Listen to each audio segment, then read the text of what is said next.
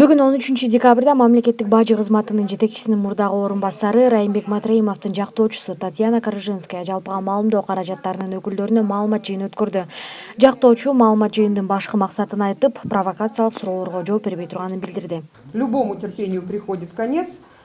Сабырдын дагы аягы болот. Бардык маселени укук талаасында чечүү үчүн сотко арыз берилди. Көпчүлүк арызда компенсация катары талап кылынган каражаттын суммасынан нааразы болуп жатышат.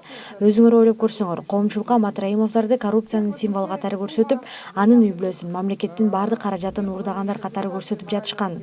Буга кошумча Жактоочу Азаттык уйналгысынын журналисти Али Токтокунов тергөөгө сурак берүүдөн качып жүргөнүн айтты.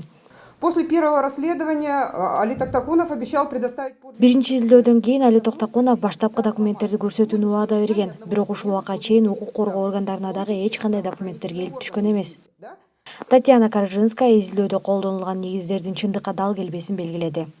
За основу... Изилдөөдө негиз катары издөөдө жүргөн адамдын айткандары коюлуп, кандайдыр бир кол коюлбаган документтер чагылдырылган. Бажы тармагындагы транзиттик жүктөр жол жоосуз өткөнү да айтылат. Менин оюмча, бул нерсени ал тармакты билбеген адам гана айтат. Ага кошумча эркен Саймаитинин көзү тирүү болбогонуна байланыштуу анын сөздөрүнө таянып, жалган, жалаа, жабуу, туура эмес деген пикирин айтты. Мы намерены все... Биз бардык далилдерди соттун жүрүшүнө көрсөтүп беребиз. Учурда каза болуп айтылган маалыматтарды тастыктап же четке кага албай турган адамга таянып, башкаларга жалаа, жабуу, туура эмес деп эсептейбиз. Бардык суроолорду укук талаасында чечебиз. Ал эми арыздан түшкөн каражат биздин башкы максат эмес. Анын баары балдар үйүнө жумшалат.